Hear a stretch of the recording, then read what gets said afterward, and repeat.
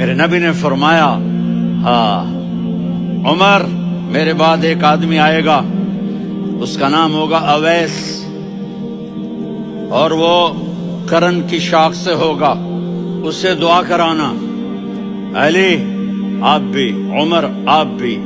یا رسول اللہ کس لیے؟ کہ اس نے ماں کی ایسی خدمت کی ہے کہ جب ہاتھ اٹھاتا ہے اللہ اس کے ہاتھ خالی نہیں لوٹاتا۔ حضرت عمر رضی اللہ تعالی عنہ نے حج کے موسم پر سارے حاجی کھڑے کر لیے، کہا بھائی یمن والے کھڑے رہو، باقی بیٹھ جاؤ۔ تو بیٹھ گئے۔ پھر فرمایا کہ یمن والے بیٹھ جاؤ، قرن والے کھڑے رہ جاؤ۔ تو ایک آدمی کھڑا رہا، کہا تم قرنی ہو؟ کہا جی ہاں۔ اویس کو جانتے ہو؟ جی میرے بھائی کا بیٹا ہے، لیکن تھوڑا پاگل سا ہے، آپ کیوں پوچھ رہے ہیں؟ حضرت عمر نے فرمایا وہ نہیں، تو پاگل ہے۔ کدھر ہے؟ کہا جی اونٹ چرانے گیا ہے ادھر عرفات کی طرف۔ تو آپ نے حضرت علی کو ساتھ لیا اور دوڑ لگائی سواری پر۔ دیکھا تو اویس کرنی ایک کیکر کے نیچے نماز پڑھ رہے تھے اور اونٹ چر رہے تھے۔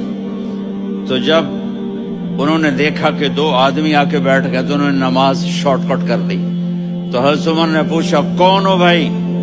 کہا جی میں مزدور ہوں۔ کہا تیرا نام کیا ہے؟ کہا جی اللہ کا بندہ۔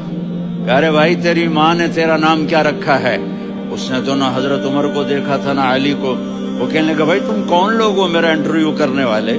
یہ تو میں اپنی زبان میں کہہ رہا ہوں۔ تو حضرت علی بولے کہ بھائی یہ ہیں امیر المومنین عمر بن خطاب اور میں ہوں علی بن ابی طالب۔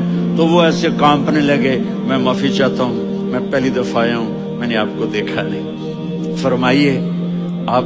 حضرت عمر نے کہا ہاتھ اٹھا ہمارے لیے دعا کر۔ تو وہ رونے لگے۔